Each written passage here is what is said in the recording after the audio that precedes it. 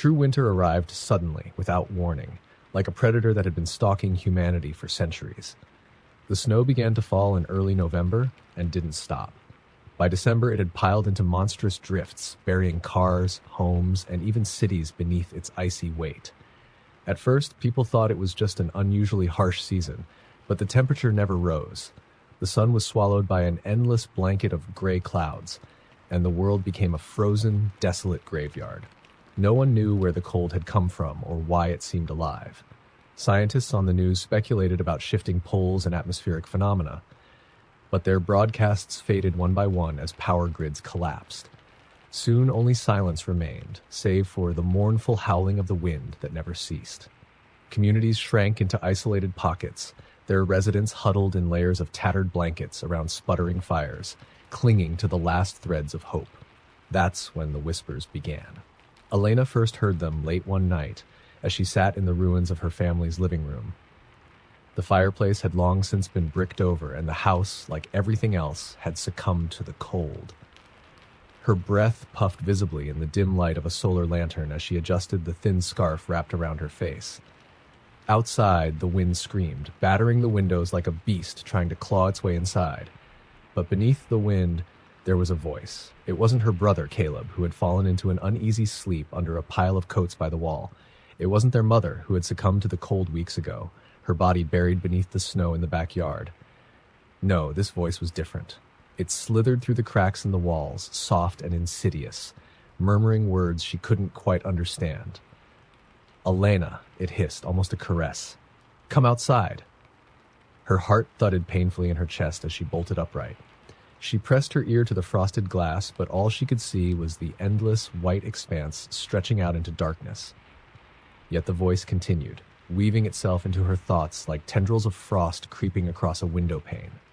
It promised warmth, safety, salvation. She shook her head violently, retreating from the window. The stories she'd heard from the others in town clawed their way back into her mind. Stories of people lured out into the snow by phantom voices, only to vanish without a trace. Their footprints led to nowhere, as though the snow had devoured them whole. Caleb called them snow sirens, and Alina had dismissed it as nonsense at first. But now, standing alone in the dim, frigid house, she wasn't so sure. The voice came again the next night, and the night after that, growing more insistent each time. It wasn't alone, either. Other whispers joined it, some pleading, others laughing, their tones dissonant and strange. Caleb heard them too. His eyes, hollow and dark, met hers across the room, and she could see the fear etched into his gaunt face. "They're watching us," he whispered one night, his voice trembling. "I feel them, out there in the storm." Alina tried to brush it off, but deep down she knew he was right. The snow didn't just cover the world, it consumed it, pressing against the windows like a living thing. Sometimes at night she thought she saw shadows moving out there, tall, spindly shapes with glowing eyes that burned like embers in the blizzard. One evening, Caleb was gone. She woke to find his makeshift bed empty, his scarf and boots missing. She ran to the window and peered outside, desperate to catch a glimpse of him, but all she saw was the endless, swirling white. His footsteps led into the storm, and though she screamed his name until her throat was raw, there was no answer, only the wind and the whispers, mocking her. She waited for days, refusing to eat, drink, or sleep. The house felt colder without him, as though the warmth he had carried with him was gone forever. And then on the fifth night, she heard his voice. "Elena?" Her heart leaped with a mixture of hope and dread. She rushed to the window, her breath fogging the glass, but there was nothing there, just snow and shadows. "Elena, please. I'm so cold." It sounded like him. It was him, wasn't it? But something about his voice was wrong. It had an edge, a jagged undercurrent that made her skin crawl. She pressed her forehead to the glass, tears freezing on her cheeks, and whispered, "Where are you?" "Outside," the voice answered, soft and mournful. "I need you." Her hand hovered over the lock on the door. She wanted to believe. She needed to believe. But as she gripped the handle, she glanced outside one last time and froze. The shadows were there, closer now, their eyes blazing like coals. And standing among them was Caleb, or what was left of him. His face was pale and gaunt, his eyes empty pits of darkness. Frost clung to his hair and clothes, and his lips curled into a smile that didn't belong to him. "Come outside," he said again, but this time his voice was joined by the others, a cacophony of cold, dead laughter. Elena stumbled back, slamming the door shut and barricading it with everything she could find. The whispers turned to screams, the wind howling in fury as the shadows pounded against the walls. The house groaned under the pressure, the temperature plummeting further until ice crept along the floorboards. She curled into a ball, clutching her knees to her chest, and whispered prayers to gods she no longer believed in. Outside, true winter raged, unrelenting, devouring all that dared to resist. And Alina knew deep down that it was only a matter of time before it claimed her too. The endless black woods of Crying Hollow had always been a place of legend. The townsfolk whispered of its dangers, of creatures that lived between the twisted trees, of shadows that moved when no one was looking. But none of the stories were as chilling as the tale of the Hollow Caller. It started, they said, with the voice. On the outskirts of the woods, Jacob Walker had lived alone in a rickety cabin since the death of his wife. He was a quiet man, hardened by years of solitude. He scoffed at the stories of the Hollow Caller, dismissing them as nothing more than drunken superstition. That was until he heard it himself. One night, as he sat by the fireplace mending a torn jacket, a voice drifted through the crackling wood and the steady hum of crickets. It was faint at first, almost mistaken for the wind. But then it grew louder, clearer. "Jacob," it called, soft and melodic like a lover's whisper. "Come outside." He froze, the needle slipping from his fingers. He looked toward the window, its glass frosted from the early autumn chill. The voice came again, closer this time. "Jacob, please."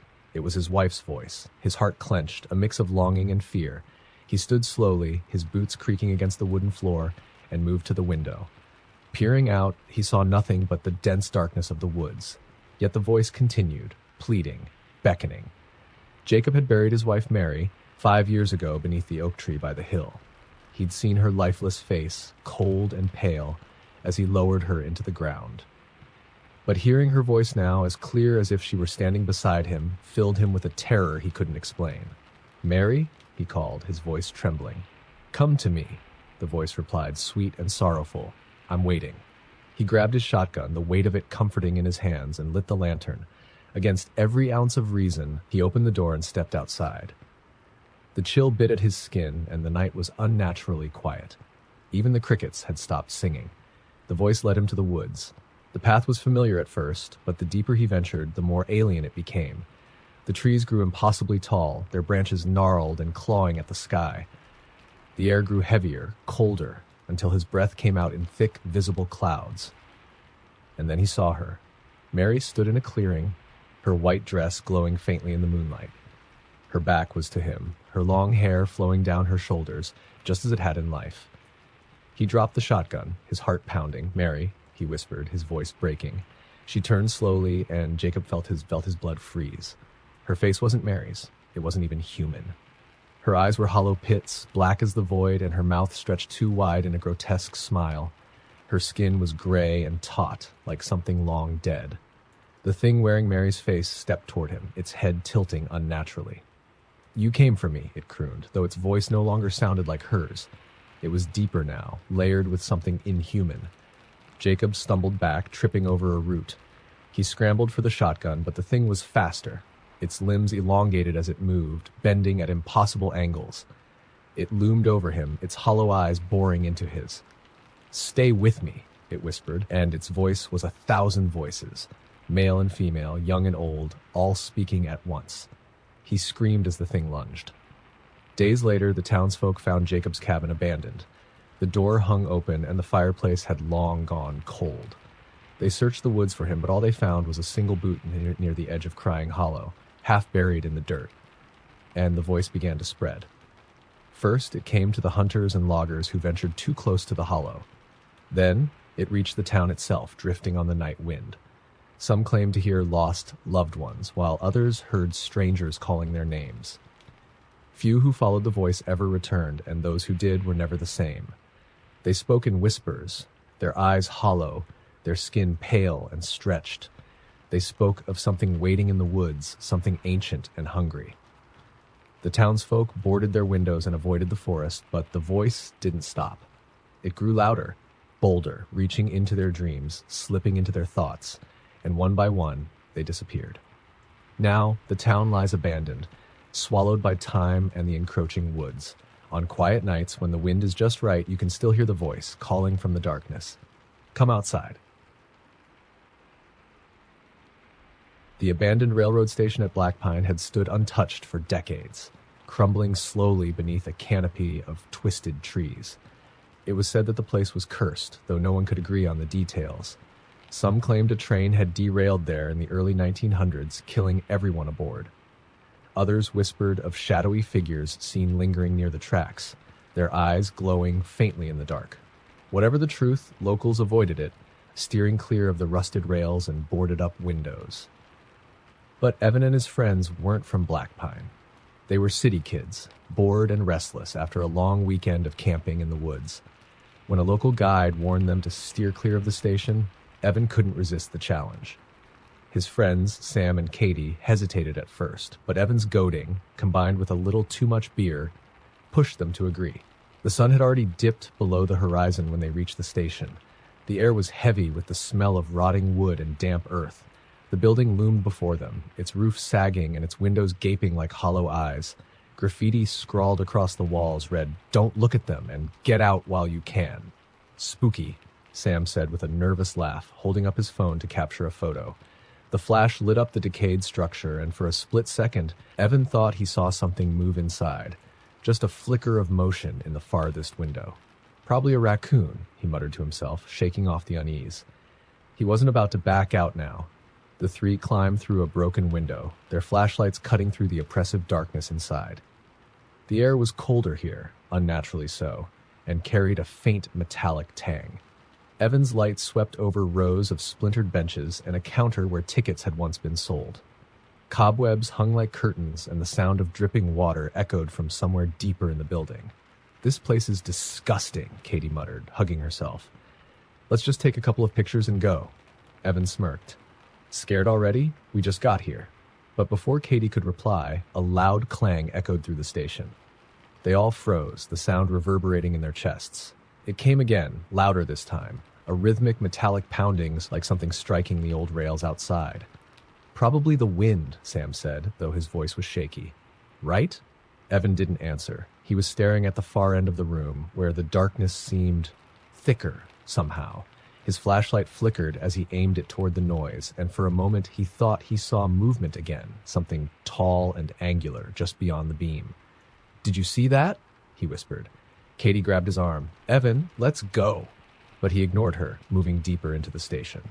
The pounding grew louder, almost deafening, and with it came a faint whispering sound, barely audible beneath the noise. It was a language none of them could understand, harsh and guttural like gravel scraping against metal. "Evan, stop!" Katie hissed, her voice rising. "We need to leave. Now." He turned to argue, but his words caught in his throat. Behind Katie, at the edge of his flashlight's reach, stood a figure. It was impossibly tall, its limbs elongated and unnaturally thin. Its face, or what passed for one, was a featureless void, save for two pinpricks of light where eyes should have been. It tilted its head toward him, almost curiously, and then the whispering stopped. "Run," Evan managed to choke out, but Katie was already screaming. The figure moved then, faster than anything human. It didn't run, it folded, its limbs bending and stretching in ways that shouldn't have been possible. Katie's flashlight hit the floor as she bolted for the window. Sam followed, cursing under his breath, but Evan was frozen in place, his legs refusing to move. The thing was inches from him now, its eyes boring into his. The whispering returned, louder this time, flooding his mind with static and half-formed words. He felt a searing pain behind his eyes. And then, darkness. Evan woke to sunlight streaming through the broken window. The station was silent, the air still and warm. His flashlight was gone and his phone was dead. Katie and Sam were nowhere to be found. He stumbled outside, his legs shaky. The woods were empty, the campsite deserted. For hours he searched for his friends, calling their names until his voice was hoarse. But they were gone. The police didn't believe him when he stumbled into town, disheveled and delirious. Search parties combed the woods and the station, but no trace of Katie or Sam was ever found. The only thing they recovered was Sam's phone, lying in the dirt near the tracks. The final photo on it was blurry, but Evan recognized the shape in the background. The tall, angular figure, its glowing eyes staring straight at the camera. The townsfolk shook their heads when Evan told his story, muttering about the curse of Black Pine Station. He left town the next day, but the whispering followed him, and every time he closed his eyes, he saw those pinprick lights growing closer. The old farmhouse on Ashmore Road had been abandoned for decades, left to rot under the weight of time and tragedy. Locals called it the Screaming House, though no one could agree on why. Some said it was because of the murder-suicide that had occurred there in the 1950s, when a farmer slaughtered his family and hung himself in the barn. Others claimed they'd heard unnatural cries emanating from its decaying walls, sounds that didn't belong to any living thing.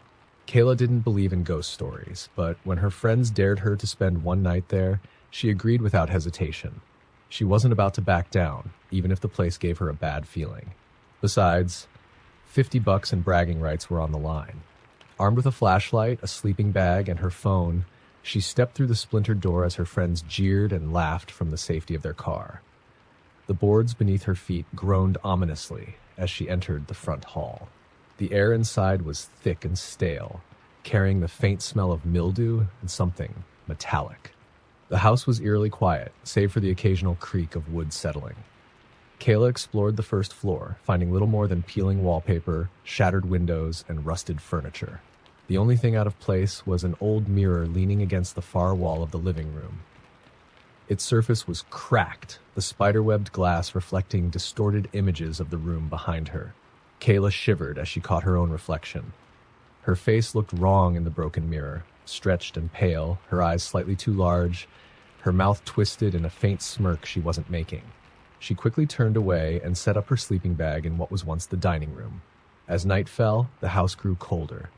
The wind howled outside, rattling the loose boards, but Kayla ignored it. She scrolled through her phone, trying to drown out the uneasy feeling creeping over her. Around midnight, the battery died, leaving her alone with nothing but the faint beam of her flashlight. That's when the noises started. At first, it was just a faint tapping like fingernails against wood. It came from upstairs, soft and rhythmic, growing louder with each passing second. Kayla froze, her flashlight trembling in her hand. The sound stopped abruptly, replaced by a low creak, as if something heavy had shifted its weight on the floor above her. She tried to tell herself it was just an animal, maybe a raccoon or a stray cat, but the air felt different now, thicker, charged with an unnatural energy. She stood, gripping the flashlight tightly, and called out, "Hello? Anyone there?"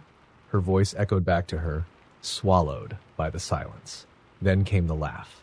It was high-pitched and faint, like a child's giggle, but it was wrong.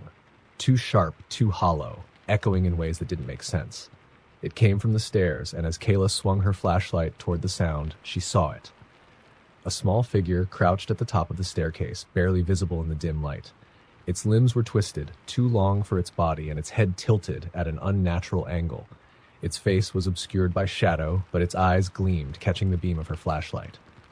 The giggle came again, louder this time, and the thing began to descend the stairs.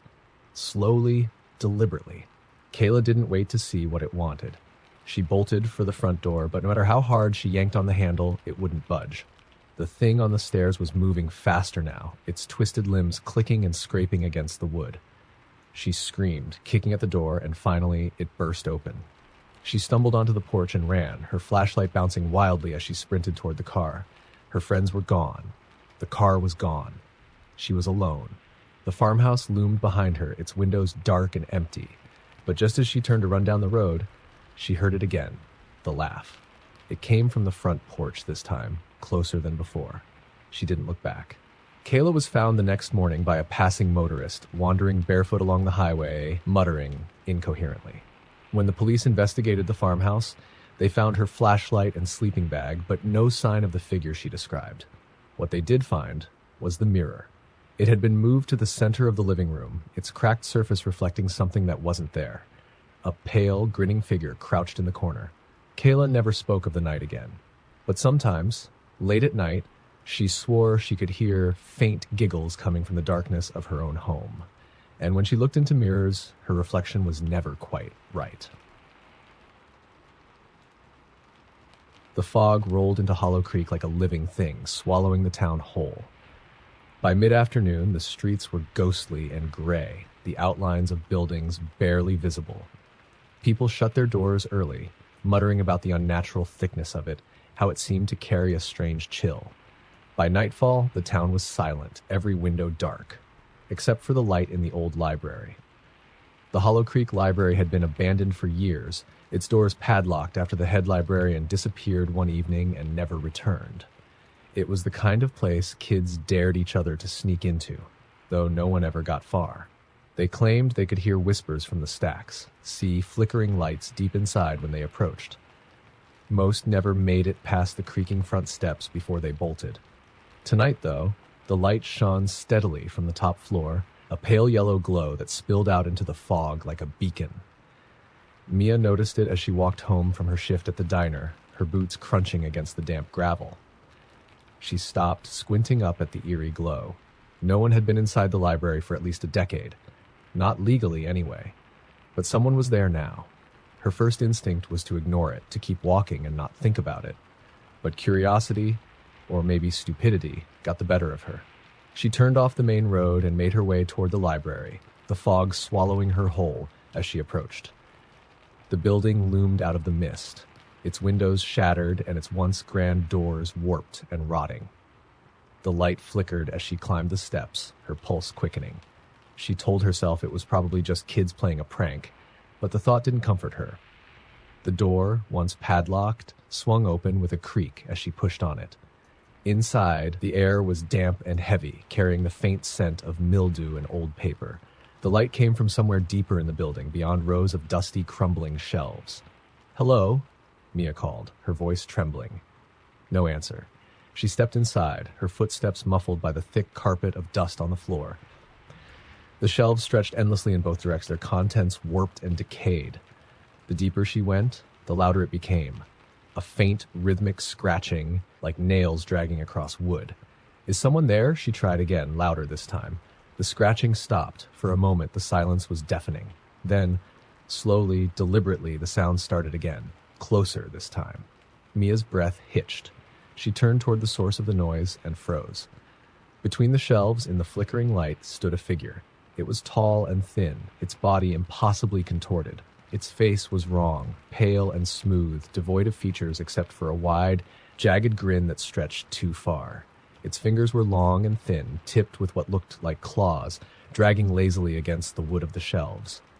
It tilted its head at her, its grin widening. Mia stumbled back, her heart pounding, but her feet tangled in the uneven carpet, and she fell hard.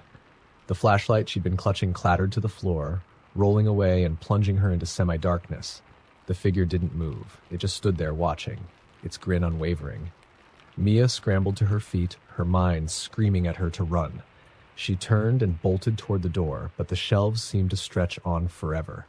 No matter how far she ran, the door didn't get any closer. Behind her, she heard the scratching again, faster this time, louder. She risked a glance over her shoulder.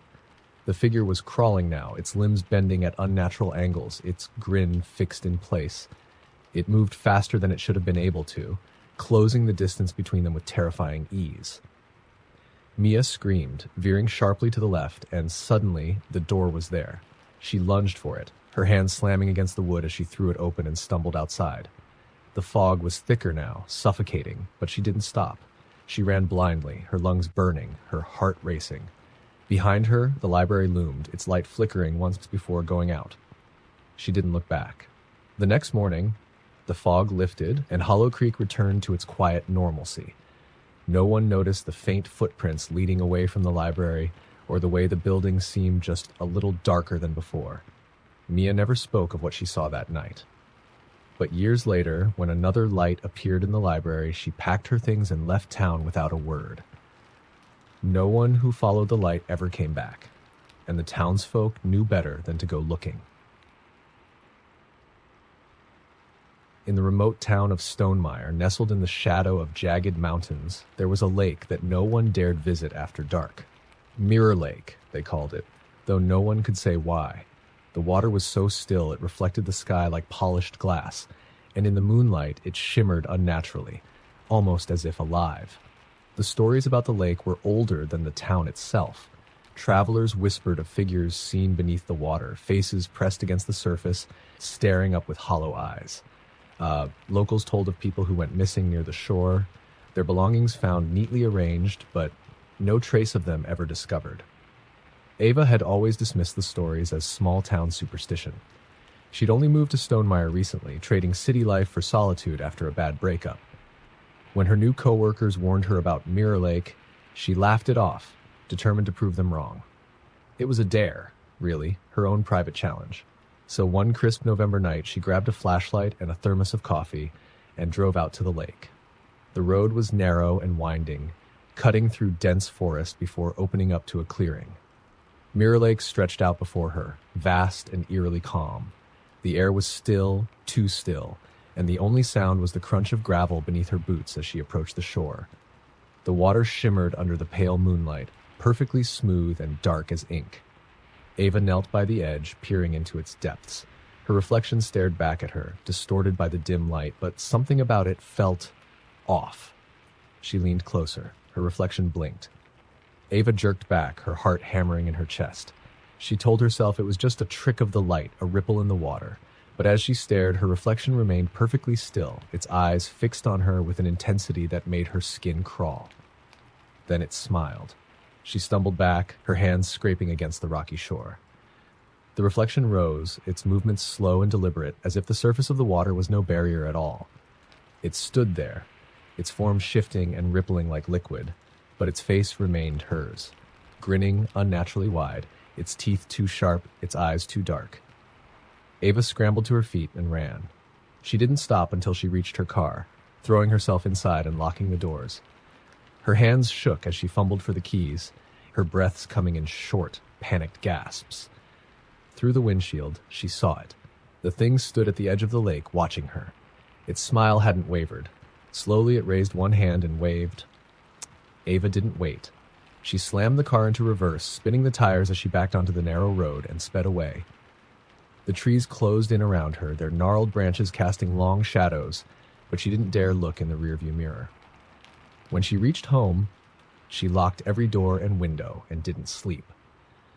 The next morning, she told herself it had been a hallucination, the result of too much caffeine and an overactive imagination. But deep down, she knew better. That night, she noticed the footprints. They were wet, trailing from her front door to her bedroom window.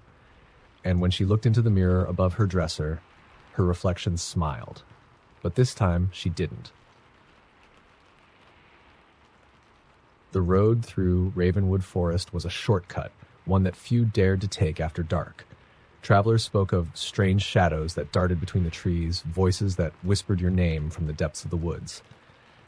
But the most terrifying tale was about the Lantern Man, a figure that appeared on the roadside, carrying a flickering lantern, beckoning travelers to follow. Those who did were never seen again. Nathan didn't believe in ghost stories.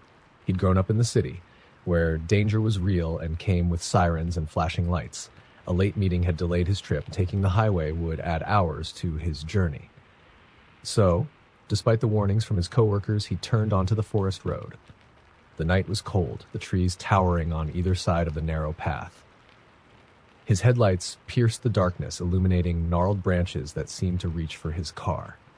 The radio crackled with static, and no matter how much he fiddled with the dial, he couldn't find a station. For a while, the only sounds were the hum of his engine and the occasional rustle of wind through the trees. But then, as he rounded a bend, his headlights caught something up ahead, a figure standing by the side of the road. Nathan's stomach tightened. The figure was tall, dressed in tattered clothing that flapped in the breeze. In one hand, they held an old-fashioned lantern, its light flickering weakly. The Lantern Man. Nathan chuckled nervously, gripping the wheel tighter. It was just a coincidence. Some eccentric hiker, maybe, or a prankster trying to scare people. He eased off the gas as he approached, intending to drive past without stopping. But the figure turned, raising the lantern higher. Through the glare of his headlights, Nathan caught a glimpse of its face. Or rather, the lack of one. Where eyes, a nose, and a mouth should have been, there was only smooth, pale skin. Nathan's breath hitched, and he hit the gas, the car lurching forward as he sped away. His pulse thundered in his ears, and he glanced in the rearview mirror. The lantern man stood in the middle of the road now, motionless, the lantern's light growing brighter, too bright. The light filled the car, blinding him. He slammed on the brakes, skidding to a stop, and threw the car into park. When he opened his eyes, the road was dark again. The figure was gone. Nathan exhaled shakily, his hands trembling on the wheel. He told himself it was just his imagination, a trick of the light. But as he reached for the gear shift, his headlights flickered, casting long, twisting shadows across the trees. And then he heard it, a faint tapping on the passenger side window. He turned slowly, his heart pounding. The lantern man stood just outside the car, its featureless face inches from the glass, the lantern swinging gently in its hand. Nathan screamed, throwing the car into drive and peeling away. The tapping grew louder, faster, as if the thing was chasing him, keeping pace with the car no matter how fast he went. And then suddenly it stopped. The road ahead was clear, and there was no sign of the lantern man. Nathan didn't stop until he reached the edge of the forest, his tires screeching as he pulled onto the main highway. The next morning, he told himself it was a hallucination brought on by exhaustion. But as he stepped outside to check his car, his blood ran cold. The passenger side window was smeared with pale handprints, and on the seat inside lay a lantern, its flame still flickering. Deep in the Appalachian Hills, there was a stretch of road called Deadwood Pass, named not for its gnarled trees, but for the stories that clung to it. Travelers spoke of an invisible boundary where the world seemed to shift. A sudden silence, a chill in the air, and the overwhelming sense of being watched. But what terrified most was the legend of the singing woman. They said she appeared to lone travelers, her voice carrying through the night like a haunting lullaby. The melody would be soft at first, almost beautiful, but as it grew louder, it twisted into something sharp and unbearable. Those who followed the song disappeared, their abandoned cars found days later with the engine still running. Jess had heard the stories, but dismissed them as folklore. A practical woman by nature, she was driving through Deadwood Pass late one evening and returning from a business trip that had stretched longer than expected. Her GPS said the road would shave an hour off her drive, and she was eager to be home. The moon hung low, bathing the road in cold silver light. The trees pressed close on either side, their branches like skeletal fingers. The hum of her engine and the crackle of the radio were her only companions. Then, the radio cut out. Jess frowned, tapping the dial. Static filled the car for a moment before silence took over. The air seemed heavier now, and the headlights barely pierced the darkness ahead. She rolled down her window slightly, hoping to shake off the unease. That's when she heard it, a faint, lilting tune drifting through the air. It was haunting, wordless, and beautiful, so beautiful it made her chest ache. She slowed the car, craning her neck to look into the trees. The song grew louder. Jess hesitated, her fingers gripping the wheel tightly. Every instinct screamed at her to keep driving, to leave the melody behind. But something about it drew her in, pulling at her like a hook lodged deep in her mind. She stopped the car. The song was clearer now, the voice sweet and soft, almost tender. It was coming from the woods. Jess grabbed her flashlight and stepped out, the gravel crunching underfoot as she moved toward the trees. "Hello?" she called, her voice shaky. "Is someone there?" The singing stopped. The silence that followed was absolute, as if the world itself had paused to hold its breath. Jess's pulse quickened, and she turned back toward her car. But then, just as she reached the edge of the road, the song started again, closer this time. She froze. From the corner of her eye, she saw movement. A figure stood just beyond the tree line, half hidden in the shadows. It was a woman, draped in tattered white, her hair falling in matted strands over her face. Jess's flashlight flickered as she aimed it toward the figure. The beam illuminated a pale, gaunt face, but the eyes were wrong, black and bottomless, like two empty pits. The woman's mouth moved, the song spilling out, but her expression remained unnervingly blank. Jess stumbled back, her breath coming in short, panicked gasps. The woman stepped forward, her movements slow and deliberate, her song swelling in volume. It wasn't beautiful anymore, it was jagged and discordant, each note clawing at Jess's mind. She bolted for the car, her heart pounding. Slamming the door shut, she turned the key, but the engine sputtered uselessly. The song was deafening now, pressing against the windows like a living thing. Through the windshield, Jess saw the woman standing in the middle of the road. Her head tilted to one side, and for the first time she smiled. It wasn't a human smile. Jess's screams were drowned out by the song as the figure advanced, her shadow stretching impossibly long across the pavement. The next morning, a passing trucker found Jess's car on the side of the road. The engine was running, the driver's door wide open. There was no sign of her, only her phone, left on the seat, recording. The trucker pressed play. At first, there was only silence. Then, faintly, the sound of a woman singing. The town of Black Hollow was known for its long, moonless nights. The surrounding mountains seemed to swallow light, and even the brightest stars failed to pierce the suffocating darkness. But it wasn't the absence of light that kept people indoors after sundown. It was the knocker. Nobody knew when it had started, but the stories were the same. On the darkest nights, there would come a knock at your door, 3 sharp raps, slow and deliberate. If you answered, you'd find no one there. If you ignored it, the knocking would grow louder, more insistent. And if you opened the door after the 3rd round of knocking, you were never seen again. Ellie had heard the stories growing up, whispered by her grandmother as warnings against staying out late. But like most urban legends, she thought it was a way to scare kids into good behavior. Now, as an adult, she chalked it up to superstition. That night, a power outage blanketed the town. The streets were deserted, the only sounds the occasional creak of a house settling or the distant rustle of wind through the trees. Ellie lit a few candles, her phone battery dwindling, and curled up with a book, trying to ignore the eerie silence. At exactly midnight, the first knock came. 3 sharp raps, clear and deliberate, echoed through the house. Ellie froze, her book slipping from her hands. She glanced at the front door, her heart skipping a beat. Her porch light was out, and the darkness outside was impenetrable. She told herself it was just a neighbor, maybe someone needing help in the blackout. Grabbing her phone for light, she approached the door cautiously. "Who's there?" she called, her voice trembling. No answer. The second knock came, louder this time, as if whoever was outside wanted to make sure she heard it. Ellie's throat tightened. Peering through the peephole, she saw nothing but darkness. She hesitated, her hand hovering over the doorknob. The stories flickered through her mind, tales of people who vanished without a trace after opening their doors. But that was just a myth, wasn't it? The 3rd knock came, a thunderous, bone-jarring sound that reverberated through the house. "Stop it," she yelled, backing away from the door. Her phone buzzed with a notification, a single message from an unknown number.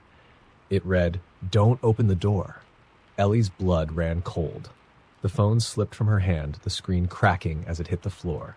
The knock came again, even though it shouldn't have. A 4th knock, and then a 5th, faster and more aggressive, like someone, or something, was pounding against the wood. The candles flickered, their flames sputtering as the air grew impossibly cold. Shadows seemed to move in the corners of the room, long and stretching despite the still flames. Her breath came in short gasps. "Who are you?" she screamed. "What do you want?" The knocking stopped. The silence that followed was deafening. Ellie dared to inch closer to the door, listening intently. Just as she thought it was over, a soft whisper came from the other side. "Let me in." Her heart nearly stopped. The voice was faint but unmistakable. It was her own voice. She staggered back, her legs shaking. "This isn't real," she muttered, clutching her head. "It's not real." The door creaked just slightly, as if someone or something was leaning against it. The whisper came again, louder this time, echoing with a strange, hollow tone. "Let me in, Ellie. Please." She bolted for her bedroom, locking the door behind her. The knocking resumed, now coming from every wall in the house, growing louder and more frantic with each passing second. Shadows danced wildly across the ceiling, their shapes twisting into forms she couldn't comprehend. Then it stopped. Everything went still. She sat there in the silence, clutching her knees to her chest until the first rays of dawn crept through her window. When she finally worked up the courage to leave her room, the house was empty. The front door stood wide open. The wood splintered and clawed as if something had tried to tear its way inside. On the porch, written in long, thin scratches, was a single word: "Tonight." On the outskirts of town, hidden within a dense grove of oaks, was a crumbling house known as Ashmore Manor. It had stood abandoned for nearly a century, its windows shattered, its walls coated with ivy. Locals avoided it, speaking of strange lights in the windows and whispers that floated on the wind. But the most chilling tale was of the Watcher in the window. They said if you approached the manor after midnight, you'd see a figure standing at the topmost window, staring out. Some claimed it was the ghost of the manor's last owner, a reclusive artist who vanished without a trace.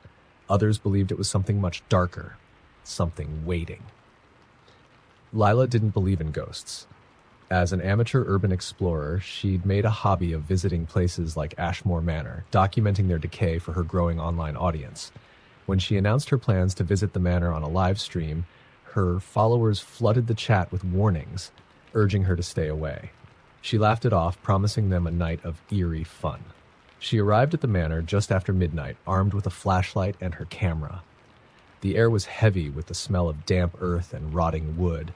The house loomed before her, its shadow stretching across the overgrown yard like a claw. "All right, everyone," she whispered into the camera, stepping cautiously toward the broken front door. "Let's see if the Watcher wants to make an appearance." The inside was worse than she expected. The floor creaked ominously under her boots, and the walls were streaked with mold. Her flashlight cast long shadows, and every sound, her footsteps, the wind through the cracks, the distant hoot of an owl, seemed magnified. She made her way through the rooms, narrating her discoveries.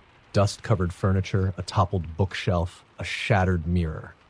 Each step deeper into the house sent a shiver up her spine, though she told herself it was just the cold. Then she heard it. A faint creak, like a footstep from above. Her breath caught. "Did you guys hear that?" she whispered, angling the camera toward the ceiling. The chat exploded with messages. "Get out of there! It's just the wind! Go upstairs!" She hesitated, but ultimately decided to investigate. The staircase groaned under her weight, the wood soft with rot. At the top, a long hallway stretched before her, its wallpaper peeling in long, curling strips. Her flashlight flickered, and she smacked it against her palm. At the end of the hallway was the door to the attic, the Watcher's window. Her pulse quickened as she approached. The air seemed to grow colder, her breaths visible in the beam of her flashlight. The door was slightly ajar, revealing nothing but darkness beyond. "All right, folks," she said, forcing a shaky laugh. "Moment of truth." She pushed the door open. The attic was empty, save for a single chair facing the window. Moonlight spilled through the broken glass, illuminating the dust motes that hung heavy in the air. The chair's back was to her, but it was clear someone or something had been sitting there recently. The dust on the seat was disturbed, as if brushed aside. She stepped closer, the floor creaking underfoot. Her flashlight flickered again, and this time it didn't recover, plunging her into near darkness. The only light now came from the window. Her camera's night vision kicked in automatically, bathing the scene in an eerie green glow. She panned the camera across the room, her heart pounding. That's when she saw it. A figure crouched in the far corner, its limbs impossibly long, its head tilted at an unnatural angle. Its eyes reflected the light, twin points of brightness that locked onto her as she froze. "Who's there?" she croaked, her voice barely a whisper. The figure moved, unfolding itself with a sickening crack of joints. It didn't walk, it flowed, its movements unnervingly smooth as it rose to full height, towering over her. Its face, or what passed for a face, was smooth and featureless, save for a wide, gaping mouth that stretched too far. Lila screamed, stumbling back, but the figure was faster. It was in front of her in an instant, its hand, long, spindly fingers tipped with claws, reaching out. The last thing her camera captured was her own face reflected in the window, twisted in terror. The next morning, the camera was found just outside the manor, its battery dead, but the memory card intact. Her followers watched the footage in horror, their frantic comments flooding forums and chat rooms. No one dared approach Ashmore Manor again, but on clear nights, passersby swear they see two figures at the topmost window, one watching, one screaming.